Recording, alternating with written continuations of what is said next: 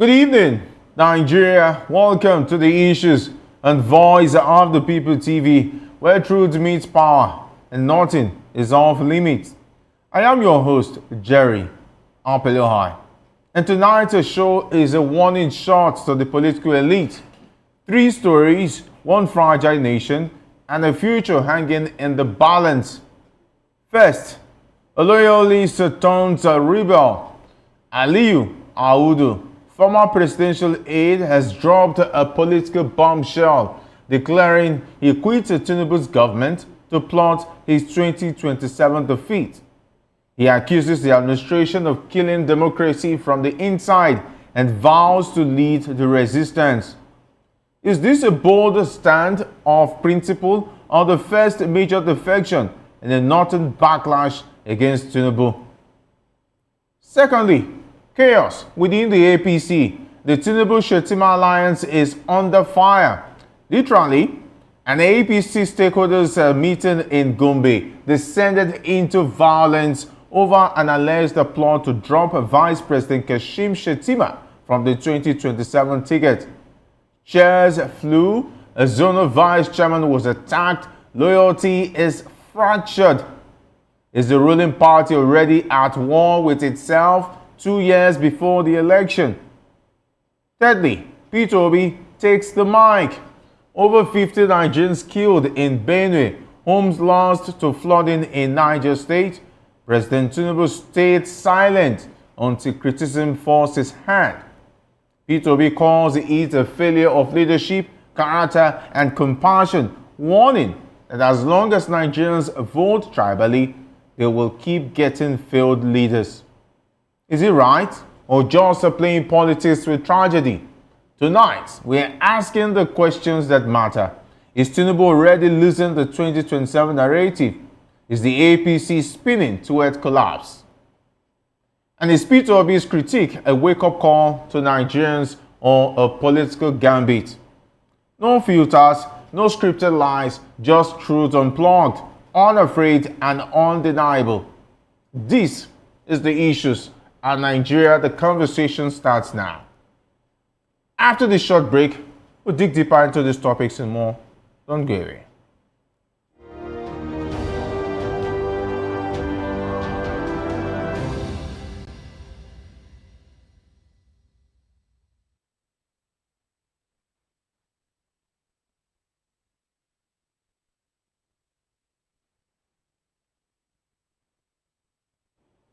Welcome back. Let's now dive straight into today's discussion.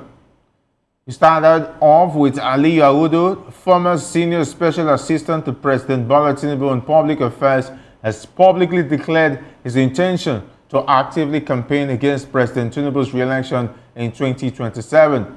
Audu resigned from his position on June 8, 2025, citing concerns over the administration's effort to undermine Nigeria's democratic principles, particularly the emergence of a one-party state.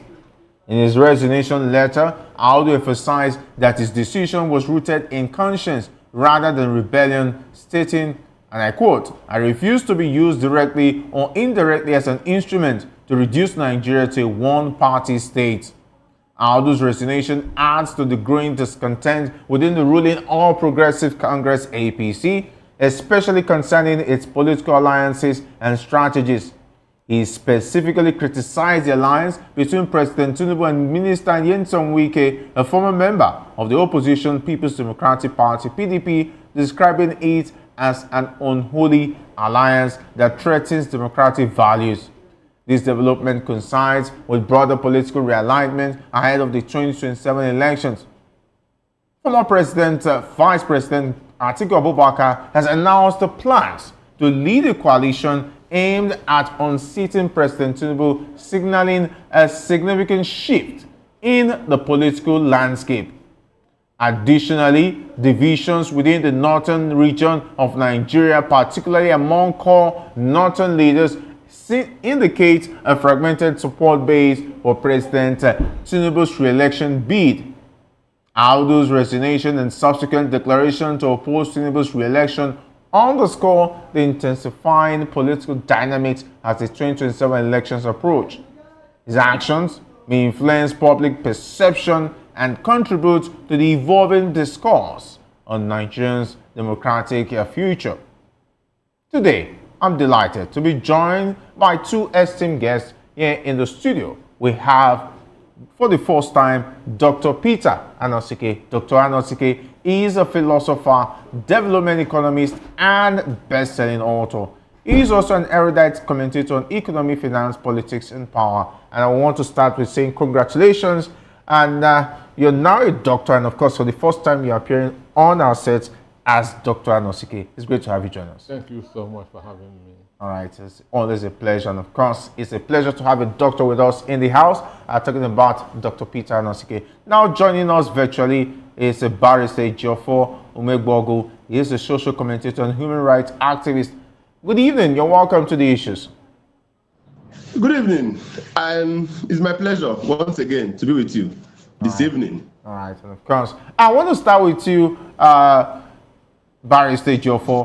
I know you've been monitoring what's been happening ahead of the 2027 elections, though some and many people will say it's rather too early to start campaigning for the next election, had it been the government are busy with governance, but it is what it is. But it now takes us to this new development. Does Aliyu Audu's resignation confirm fears that President Tinubu's administration is engineering a one-party state under the guise of political alliances? It is unfortunate. First of all, let me express my deep displeasure over the rush by our politicians to start preparations and political maneuverings ahead of the 2027 general elections. I must say that it is too early. It is too early in the day. We still have about 2 years to count, before the next general election.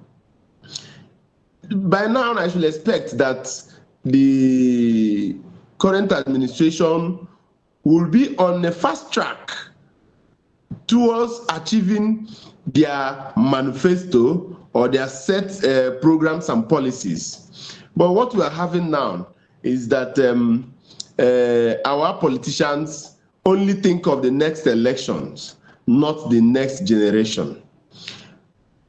Just like you said, it is what it is. That is what the situation we find ourselves. It is very condemnable. It is very wrong. It is very disheartening. We must not help them to heat up the polity. We should always try as much as possible to set agenda for these politicians, selfish politicians, by redirecting their focus towards governance, towards good governance, towards development of our country, of our society, and not helping them to talk about their political gimmicks. As you can see, you're having a taste of failed leadership already. Leadership, that is what we are talking.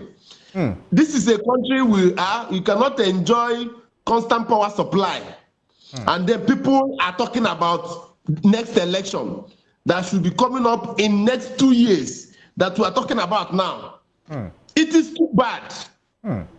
We should not help. The point I'm making is that those of us who are in the media and social commentators should not be helping them on this regard. We should not be helping them to achieve their aim, their selfish political aim of always talking about elections without talking about good governance, about development. Who is Aliyu? We are helping to make them popular. Who is he? He is a nobody. Who is he to be a factor in the next election? He is a nobody, as far as I'm concerned. If we help him, if we not help him by talking about him, we are making him more popular. his departure from the government of Tinubu, maybe for personal reasons. Maybe the office he was occupying, there was enough money is not coming into that office by way of allowances or running cost of the office. Much money is not coming in, so he's dissatisfied. So, and then he decides to jump ship. That is his cup of tea. That is not what we should be talking about. We should be talking about while he was in that office, in the government for the past 2 years. What did he achieve? To now make him popular, make him popular, or make him a statesman, to now begin to talk about leadership of this country. What has he contributed to that government? Nothing. As far as I'm concerned, nothing. He's a nobody. Let us reduce the emphasis we give to persons who are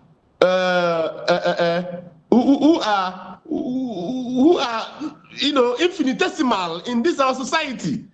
Well, but let's not only look at Aliyu Awudu, because that will be just streamlining into one person. Let's not forget Baba Ahmed, the brother to Dati Ahmed, also resigned his position in the month of April this same year. Now Aliyu Ahmed has joined the trend.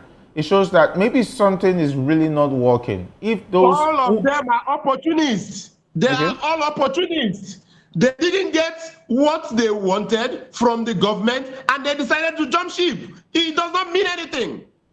But they've not declared any political alliance yet. They've just said that they are not happy with what they saw, and that they decide to leave.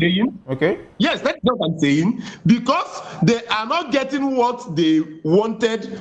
Their selfish interests are not being fulfilled by, in the government.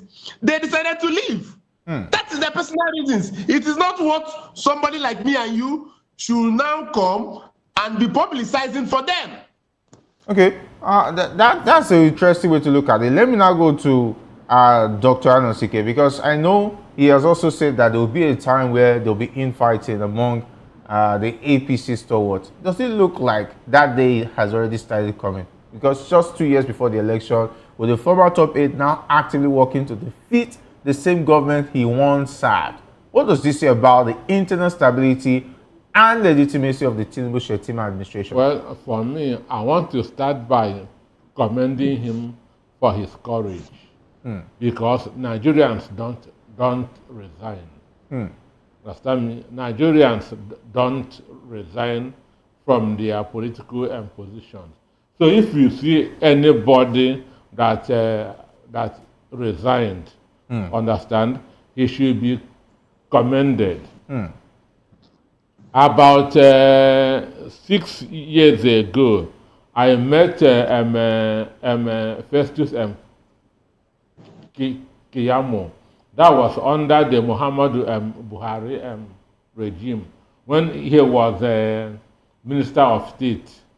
Understand me? So I said, excuse me, sir, we are in the struggle some years back. Understand? You have crossed over and you abandoned us. He said, if they put sugar in your mouth, will you spit it out? Understand me? That was what Festus Kiyamo said. If they put sugar in your mouth, will you spit it out? So this is the philosophy of most Nigerians. So if you see somebody who has that discipline and courage to resign, for me, it should be commended. It's just like the commissioners in Akwa Ibom, who said that they will resign instead of following N to APC. So those people are the type of Nigerians that we are looking for. Understand? So, and I told you that in one of these programs that Hadley Chase wrote in one of his series, that told a sucker punch, that when a guy becomes full of confidence, he will be hit with a sucker punch. And APC will be hit with a sucker punch. I am very, very confident of that. Tinubu is now behaving like Nero, understand? But he will be caught to size. He thought that the world is in his hand, that Nigeria is in his pocket, because he's using the EFCC or DSS and every other thing to be harassing and coercing people. But at the end of the day, he will see that Nigeria does not belong to him. And it is beginning, it's going to continue. All right, let's now look at this broadly, because within the APC, normally ahead of the 2027 elections, they should already be regrouping and planning towards the 2027 election. Definitely, I've always said that this politically has shown that there is a deliberate plan from the government to distract Nigerians from asking questions. Because one, Nigerians have stopped asking about what's happening to Naira for crude sale between Dangote and the NNPC. The removal of Kyari, what's going to happen with the investigation. Let's not forget, the Port Harcourt refinery recently went under, saying that they have to close because they are not fulfilling capacity. Nobody's talking about Warri refinery anymore. Nobody's talking about when is the price of crude going to come down. Nobody's talking about the dollar is going higher, 1,600, 1,700 tomorrow. Everybody's now talking about Tinubu planning for 2027. Jerry, I told you on this program that I don't believe that Port Harcourt refinery is working. I told you on this program. Yes. This guy is a mind import fuel, go and offload it in Port Harcourt refinery and begin to dispense it. Understand me? This is a crooked nation with wicked people who are creative on the negative side. So I told you on this program that I never believe that a Port Harcourt refinery is working. That was why on that day I told you, let us hear from somebody in Port Harcourt, and he didn't confirm it. So, but it is only if you can distract a hungry man, he's not hungry. Understand me? If you can distract a hungry man, you're not hungry. The only thing that you can use to distract a hungry man is food. So if Nigerians are distracted with what Tinubu is doing, then their suffering is not enough. Because now, it's not like on the front burner. We all forgot about the issues. Now, it started with River State, talking about declaration of state of emergency. And from there, Wiki started. We all remember when he traveled to France, everybody was asking about him. Wiki gave a media party. Wiki is always in the news. And the issues which are supposed to be in the front burner, nobody's talking about CNG anymore. Nobody's talking about even the palliatives. They are no longer interested in even distributing palliatives anymore. Nigerians, to your turn to Israel, everybody is just suffering and enduring the pain. I say if you can distract a hungry man, he's not hungry. So Nigerians are suffering silently, and that's what they know how to do. And the politicians have read Nigerians. They know Nigerian masses in and out. They know our capacity to resist and so on and so forth. But if the hunger continues, if the insecurity continues, understand me, at the end of the day, Tinubu will be caught to size. I strongly believe in it. I used to tell you here that 24 hours is a long time in politics. All right, let me go to Barrister Jofo. Taking a look at Tinubu Wiki, for instance, Audu made mention of that. Is the alliance between Tinubu and Wiki a strategic master stroke or a reckless gamble that's alienating core APC loyalists and fragmenting the northern political bloc? Well, their alliance is an alliance of strange bedfellows, which will erupt one day. I promise you. If it's a prophecy, call me a prophet. I know that not very soon, probably after 2027 elections, after these elections, that marriage of convenience will disintegrate. That marriage of convenience will break down irretrievably. That is sure. Because after this election, Tinubu and his cabals will want to use wiki again. Wiki will still do the yeoman's job once again for them. And then, but what I know is that immediately after that election, they will kick him out because he must have outlived his usefulness. So, but for now, that alliance is a strategic one. We call it whatever. It's strategic for them. It is strategic because it will help them to achieve their aim of getting the South-South vote. So it is strategic. But it's also a devilish one for those of us. It's a devilish alliance for those of us, but it's a strategic alliance for them that will benefit from such marriage of convenience, just like I called it. That marriage will one day cease. It will not be too far from 2027. All right. Does it look like Tinubu is telling to hell with the North, aligning with Wiki? Because now it looks like Wiki is succeeding in helping him mop up the South states ahead of the 2027 elections, talking about mopping up the governors.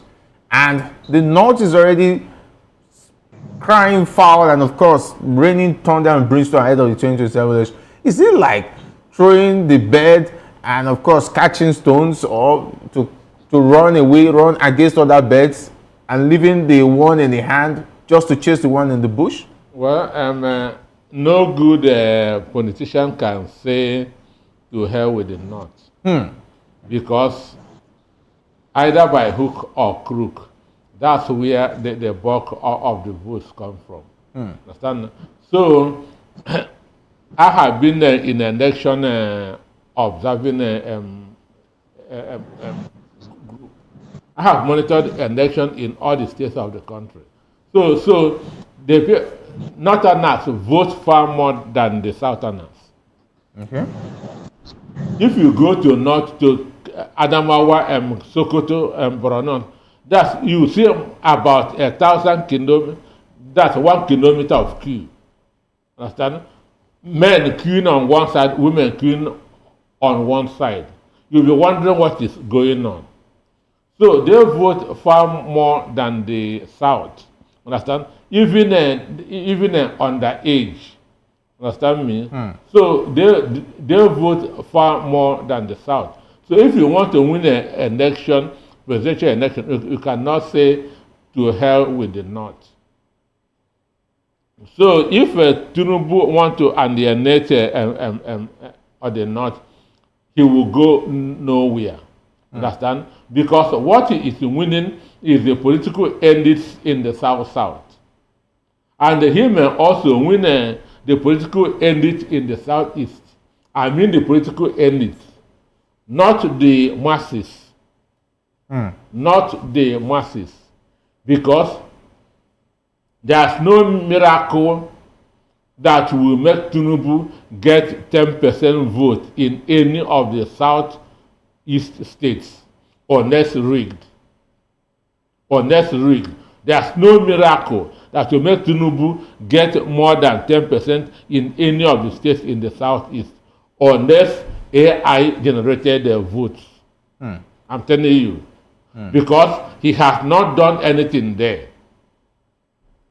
He has not done anything there. And all the people that are shouting Tinubu, they are all paperweights.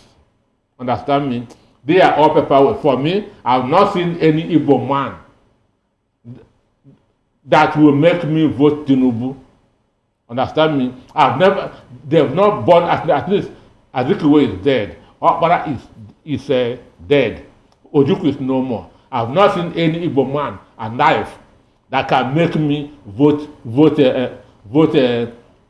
Bola Ahmed Tinubu the same way as other people.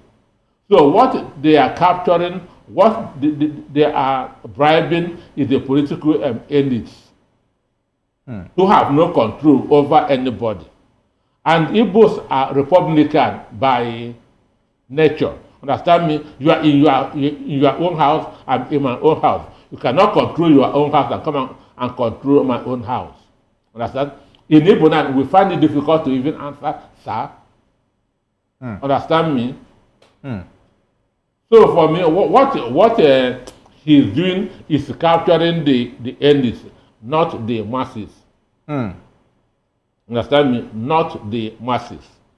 All right, capturing the elite, not the masses. Barrister Jofo, does Audu's warning signal a deeper democratic erosion, or is this simply political theater ahead of 2027?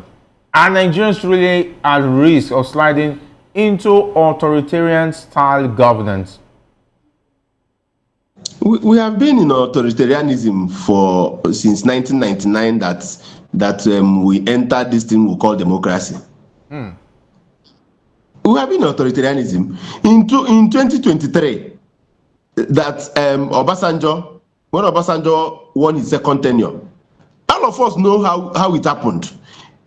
He used his authoritarian nature to sweep the polls, the entire Southwest. It was only Tinubu that was the only governor that was not removed in 2023. In 2003? In the Southwest. Yes, in the Southwest. Okay. The same way, North, East, everywhere. That is authoritarianism. And that has been the trajectory of our elections in this political dispensation. Any person in power retains power by hook or by crook, by do or die. They will always tell you that politics is not a do or die, but in practice, actually, politics is do or die to them. It is, actually. In theory, we always say that politics is not a do or die affair. But in Nigeria, politics is a do or die affair. How many lives have we lost in this political dispensation? Can you count? It's uncountable. So politics is indeed in Nigeria is a do or die affair. But for me, let me go back to my first statement. Can't we de-emphasize, tone down this political mongering that is going on and attack policies and programs of this government? Should we always help them to heat up the polity by always talking about election, when the election is far 2 years to come? Please, my brother, I want you to bring out policies of this government. Let us dissect them, policies and programs. Not politics and politicians, discussing politics and politicians. I want us to be discussing policies and programs, not politics and politicians. Well, Barrister Jofo, is it not the policies that are available to discuss that will be discussed? Because it looks like the business of governance is no longer at the forefront burner for this government. Because it's all like about the 2027 election. Because if you want me to talk about the coastal highway that was just recently commissioned, they only commissioned about 10 kilometers out of 700 kilometers. Is that what you want me to come here? Yeah, is that what you want me to come here and talk about? Because it looks like I will just tell you about a road that is under no really serious end way, because it looks like even in the next 8 years, are we going to see that road commission? Because at the end of the day, you want me to talk about the naira for crude, which is looking like it's dead in the water. We can see that Dangote is no longer complaining. It looks like he has been settled, and nobody's talking about naira for crude, because if now Kyari has been removed, the new man there is now singing and dancing to the tune of whoever put him there. So nothing is coming out of there right now. No information is coming out from there, because the only information we have from the government is telling us he's preparing for 2027. We can see billboards all around Lagos, Abuja, and the major cities in Nigeria, all about the 2027 election. We all remember what happened May 29, which was supposed to be celebrated, to say, okay, this is a project we have done. We also what happened in June 12. We were distributing honors here and there. No people-friendly policies were discussed or even talked about. What do you want us to talk about? Right, yes. Now look at it. These people, these evil politicians, will always find one useless thing or the other to be distracting us, to distract us from the real thing. One Aliyu, jumping ship, you know, those things does not make any meaning to me. If he wants, let him jump to Republican Party of US or Democratic Party of America. I don't bloody care. It is within his right to do that. We should not be giving them much publicity. Instead, let us talk about the local government autonomy. Why is it that since after the Supreme Court judgment, there was no follow-up by the National Assembly to amend the relevant sections of the 1999 Constitution that talks about local government joint account? What is happening about constitutional amendment at National Assembly? We should use these things to hit them up, put them on their toes. Even if they want to distract us and divert our attention, we redirect them back to the real issues. What is happening about the tax bill?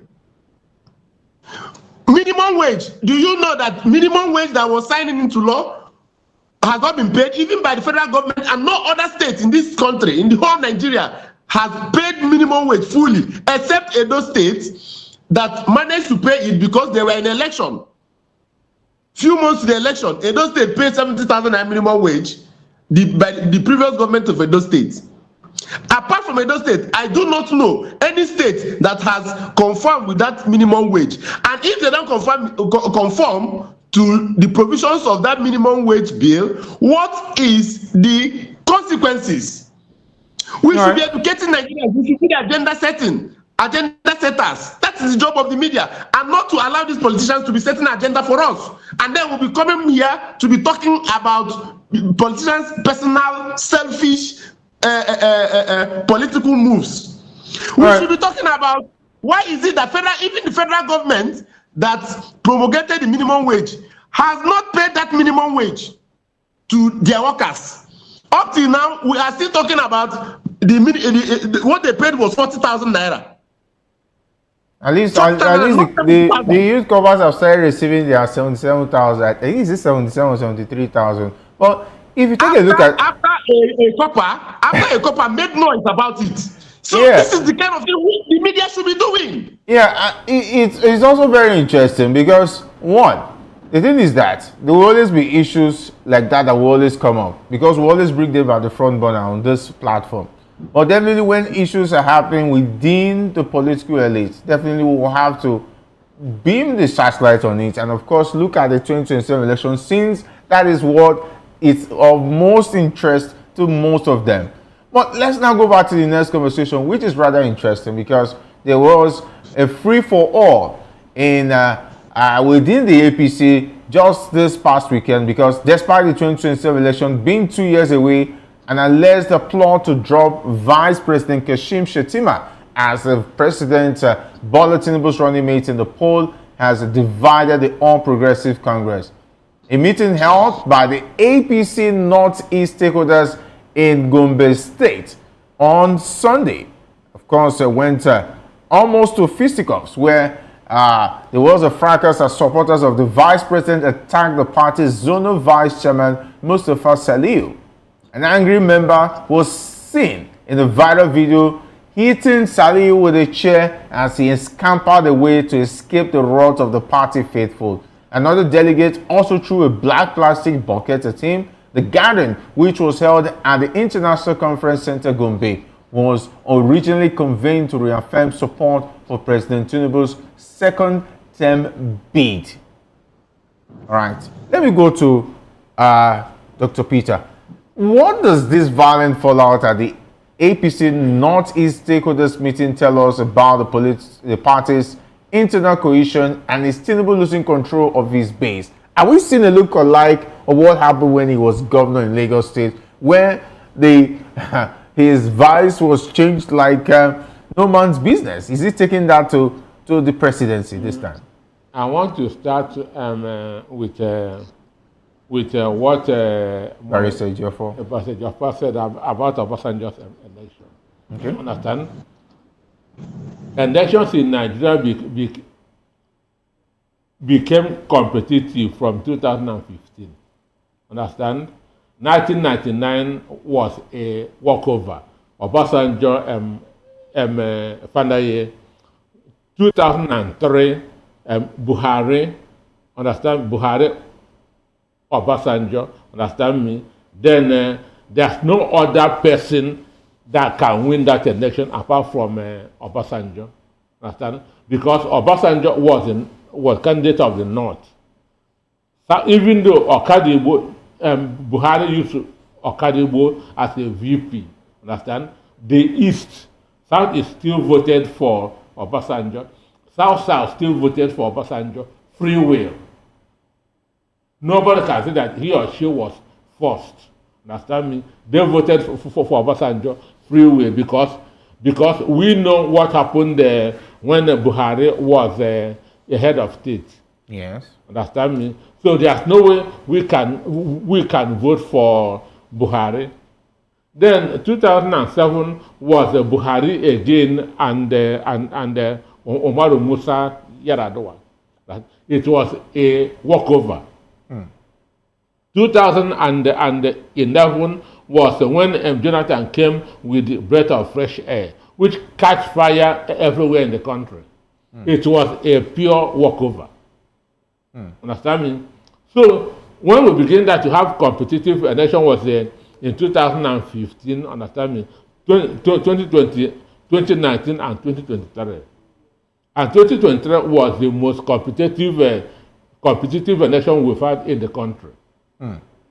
So anybody saying that Obasanjo used 1999 and 2003, 2007 were all walkover. Understand me? So we should be realistic. Just like when Onufanaye say he won in 1999. I said he is a joker. Understand me? So election, they begin to rig election massively from 2015. Then, for what is happening in the Northeast, I told you that on this program, even last year, that those who will succeed Tinubu in 2031, assuming he win in 2027, will be from the Northeast. You remember? Yes. And I said that two people from the Northeast, one from Borno, one from Adamawa. Understand? Okay, now the issue is Buhari as a person, Tinubu as a person, don't know how to manage number two. He don't know how to manage number two. You saw what happened when he was governor here. It has not changed. So all this while, this guy has been resignated to naming ceremonies, housewarming, and so on and so forth. So he is and there are pressures coming. Understand? And the dummies are being sold. People like those in support of the other candidates who want the other president to who want the other person to emerge from the southeast, from the northeast, is saying that this not Muslim ticket is not working. Understand me? That Tinubu should pick a Christian from the north. And the idea is to get rid of Shettima. Understand me? Okay. So some people are saying, if you don't pick Shettima, forget 2027. Understand me? Then Ganduje is even interested in being picked as a vice president. As a vice president, Ganduje himself. So if you remember, when he was making his last remark, he did not include Shettima. Understand me? So he is also interested in being Tinubu's candidate in 2027. So there's going to be APC will burn.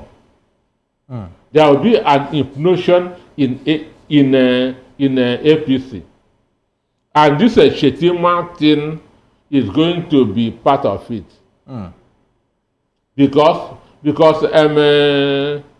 Amodu Sheriff, who is very influential, is backing Shettima. Understand me?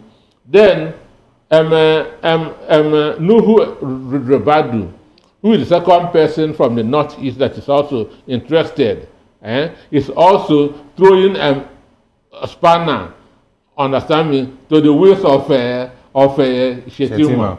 So as we speak, Rebadu has an edge going towards the next election. That's over Shettima. So let us see how it will go. So APC thinks that the world is in their pocket, but they will be hit with a sucker punch.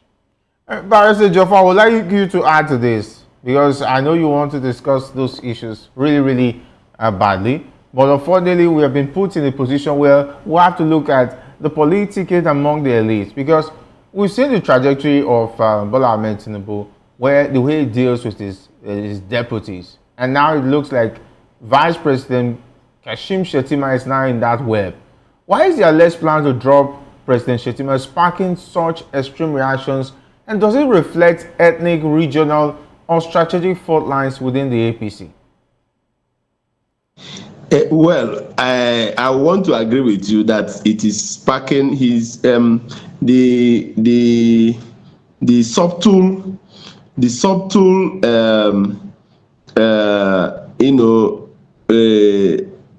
removal of the vice president from the scheme of things,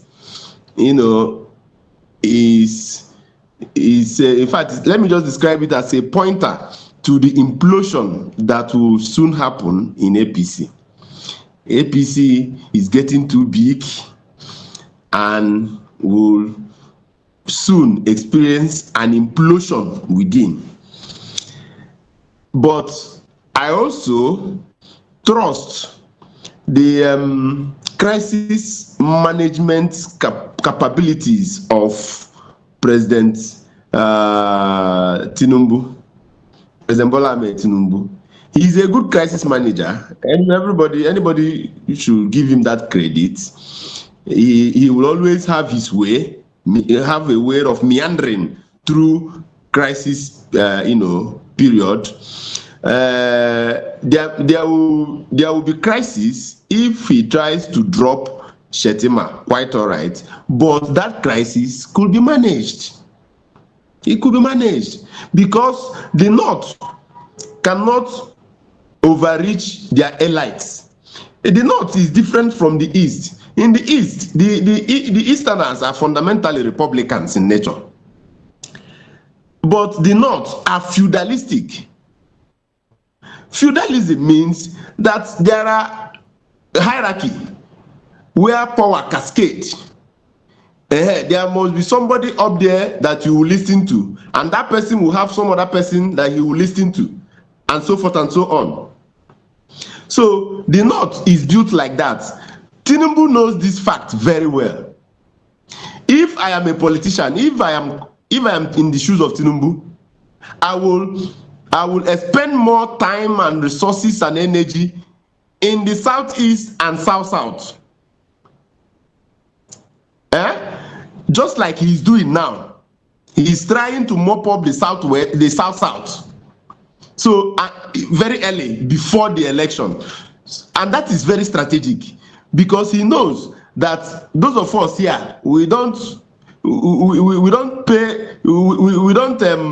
say answer yes sir to these political elites. Now, if he achieves his aim of mopping up the Southeast and South early enough and hold it in the bag, then he will now face the North. Mopping up the ending, so easier to control. Not the masses. Yeah, Dr. Akinsiki says it's mopping up the elites, not the masses. Now, the North is easier to control. Anytime, even if it is 2 days to the election, and Tinubu is able to reach some consensus, do some compromises to northern elites, and they just made one announcement or the other, he will win the North as usual. Okay. So, whatever little noise you are hearing from those people in the field does not really matter. But this is among the elites, because the elites are already fighting amongst themselves. If they are feudalistic, that means the foot soldiers are watching. No problem with that. They will reach compromises before the election. Like the compromise with noise comes down. Like the compromise with the former Kaduna governor, El-Rufai. The issue is this: we should know North is changing. Okay. Understand me? The North of 20 years ago is not the same North. Understand me? North enlightenment is entering the North. The kingmakers, the undermass, are no more as strong as they used to be. Before, the undermass determine who the youth vote for. They will go to the mosque, they will tell them what to do, but the youth now are no more being that submissive. So, North of 30 years ago is not of today. Social media is doing a lot of things in every part of the world. So things are changing. Enlightenment is entering everywhere. Understand? Okay. We're pressed for time. We'll have to wrap this up. Where definitely we understand that the presidential candidate of the Labour Party has criticized President Tinubu for lack of leadership, empathy over the recent killing of over 50 people in Benue State, as well as the recent flooding in Niger State. But meanwhile, the president has come out to say that he's going to clear his schedule to pay a condolence visit to the people of Benue State on Wednesday, following last Friday's attack in the Yellow Water community that left scores of residents dead. And of course, the question is, why did he have to wait for criticism before he took the bulls by the horn and say he's going to visit them, even saying he's going to visit them on Wednesday? Why not today? Why not tomorrow morning? Okay, talking about the urgency on the part of the presidency. I want to say thank you, Barrister Ejiofor, for being a part of the issues this evening. Thank you very much for having me. All right, always a pleasure. And of course, thank you very much, Dr. Peter Akinsiki, for joining us for the first time as a doctor. We want solutions, not condolences. No condolence visit. Understand me? We want solutions, not condolences. All right, we want solutions and not condolences. And that's how our show for tonight, Nigeria, there's 3 stories, 1 message. The storm isn't coming, it's already here. From defections to divisions and the president under fire, one thing is clear: the 2027 battle has begun and the people are watching. Remember, democracy dies in silence, but here on the issues, we speak loud, we speak truth, and we speak for you. I am Jerry Apeliohai. Thank you for watching. Stay alert, stay vocal, and stay free. Good night, Nigeria. The conversation never ends.